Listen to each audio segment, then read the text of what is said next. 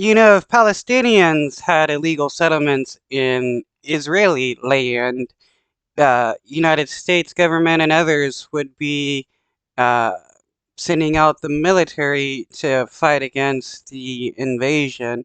But because it's illegal Israeli settlements on Palestinian land, it's somehow okay that this is happening. The Israeli government is committing a genocide and it needs to end.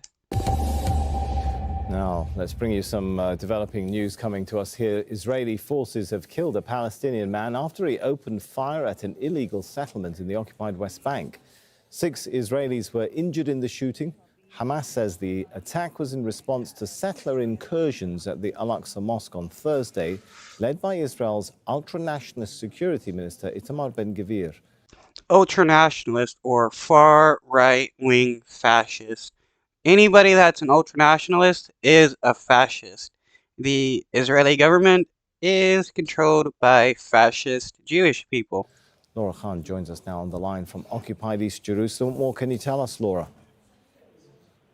Yes, absolutely. We're just getting information about this now that it happened in the illegal settlement of Ma'ale Adumim, which is kind of midway through the occupied West Bank, just north of Bethlehem. It happened in a shopping mall. As the police say, they've shot dead a man in his 20s. They haven't yet identified who he is. And the Israeli ambulance service says they've now raised the toll of the wounded in the shooting attack to 5 people, and they've been taken to hospitals in Jerusalem. They say a man in his 40s is seriously hurt, while 4 others, including a 14-year-old boy, are moderately injured. So we're just waiting for more information on that at the moment.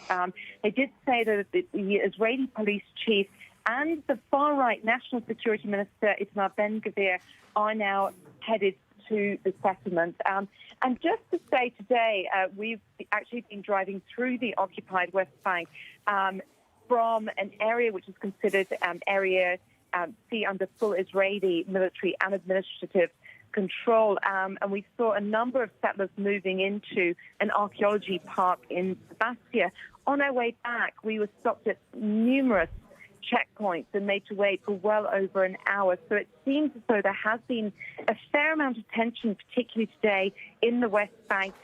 Many people were stuck in traffic jams at checkpoints with soldiers, and apparently there were a fair few settler incursions, illegal incursions into the occupied West Bank. So we will keep an eye on this situation for you. And Laura, just give us a little bit of context about where these settlements sit vis-a-vis international law. Well, the settlements are illegal. They're deemed illegal under the United Nations, under international law. And one of the biggest concerns, actually, is with the hardest right government in Israel's history, and amid the mass protests against, a lot of what they're trying to pass through law. Many say that because there are so many settlers now inside the Israeli cabinet, that they're essentially creating a kind of settler coup inside the occupied West Bank. So part of their agenda has been to increase settlement expansion in the West Bank.